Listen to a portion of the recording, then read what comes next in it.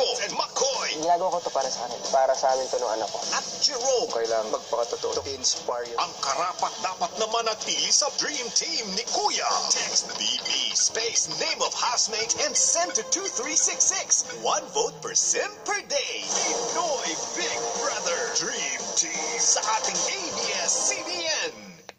Samantala, sa likod ng madaming kaganapan sa bahay, nagkaroon ng pagkakataon na magkausap sina Elise at ang nominadong si McCoy. Huwag mong paiyakin si Elise, ha? Pag inano ka, Elise, sabihin mo sa akin bukas, ha? Ano mo mo, Si Kuya, gumagalaw yung oras ni Kuya. Hindi po magiging ganun kakompleto po yung araw po. Pag wala na po siya. Push mo yung engineering, tapos mag-architect ako. Proper basha. Dami kong gustong gawin sa buhay. Mahilig din ako. Dapat ang kukunin kong course naman other than fashion design. Dami siya ngayon. Kailan ba tayo makakapagkwentuhan? Kahit ano, nasa labas tayo, di ka naman ganyan eh. Kaya nagtataka ako sa'yo. Kasi, alam mo, nung nasa labas tayo, hinihintay ko na ikaw yung magtanong. Hindi naman tinatanong din lahat ng bagay. Pagkwento, oo. Pero ngayon kasi, napag-isip-isip ko, walang mangyayari sa atin kung hindi rin ako magkukwento hanggang ngayon. Sige, kwento na, tuloy mo na.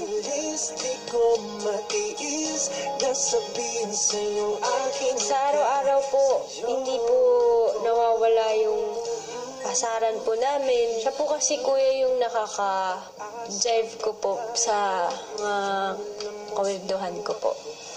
Ang alam ko naman sa'yo dati, ikaw yung tipong puro school lang, hindi namamansin ng babae. Sobrang nabrightan kaya ako sa'yo. Bakit? Yung parang tipong mahihain lang. Galing. Tagal na. 3 years ago nga, ba?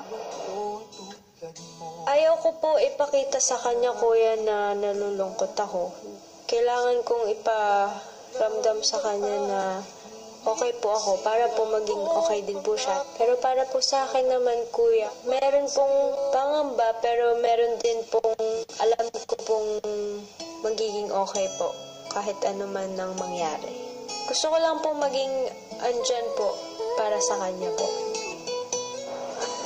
Good night.